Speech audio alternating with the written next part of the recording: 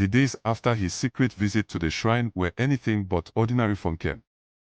The air around him felt heavier, as though unseen eyes were watching his every move. At night, whispers floated through the family compound, soft but insistent, too faint to catch but impossible to ignore. Nkem tried to brush off the unease, focusing on his chores and schoolwork, but the events of that night clung to him like a shadow. His grandfather's calm authority now felt ominous, and even his uncle's stern glances carried a weight that made him uneasy. It began with small things. The chickens in the family's yard started acting strangely, refusing to roost and scattering at the slightest sound. One evening, as Nkem fetched water from the well, he heard a low hum, like distant chanting, coming from the direction of the shrine. When he turned toward the sound, the air grew cold, and the hairs on his arms stood on end. He ran back to the house, his heart pounding. That night, his dreams were filled with the idol again. This time, it wasn't stationary. It moved, its carved wooden limbs bending unnaturally as it reached for him. Its hollow eyes glowed with a sickly light, and its voice rumbled like distant thunder. Your family has prospered because of me, boy. But the price must always be paid. Nkem woke with a gasp, his chest heaving. The room was dark, but something in the corner caught his eye, a shadow darker than the rest, unmoving yet alive. He shut his eyes tightly and began to pray, repeating the words his mother had taught him as a child. When he opened his eyes again, the shadow was gone. The next morning, he confided in his uncle, Issy. Uncle, I've been having dreams about the shrine, about the idol. It spoke to me. Issy's expression darkened.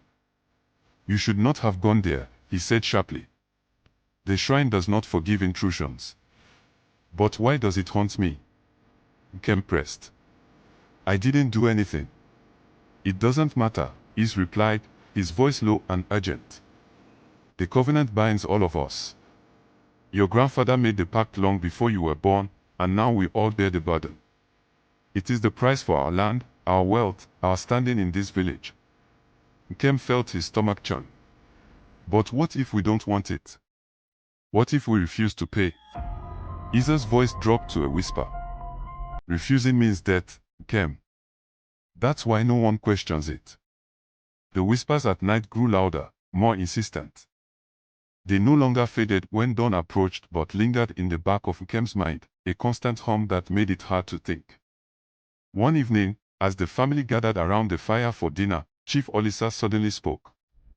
There is a meeting at the shrine tomorrow, he announced. I will attend, as will you, Issy. Nkem, you will come too. Nkem froze, the food on his plate forgotten. His grandfather's gaze was steady, broking no argument. It is time you understand the responsibilities of this family, the old man added. The next day, as the sun dipped below the horizon, the three of them made their way to the shrine. The villagers they passed avoided their eyes, some even crossing the road to keep their distance. Nkem's stomach churned with a mix of fear and defiance. At the shrine, they joined other families from the village. Offerings were laid before the altar, calabashes filled with grain, jars of palm wine, and live animals. The air was thick with the smell of incense and blood.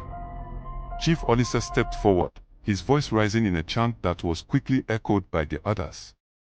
Nkem stood at the edge of the gathering, his fist clenched. He could feel the idol's eyes on him, cold and unyielding. The chant grew louder, the words foreign but rhythmic, and the air seemed to thrum with an otherworldly energy. He turned to his uncle, who avoided his gaze. Then it happened. The idol's hollow eyes glowed faintly, and a voice that only Nkem could hear filled his mind.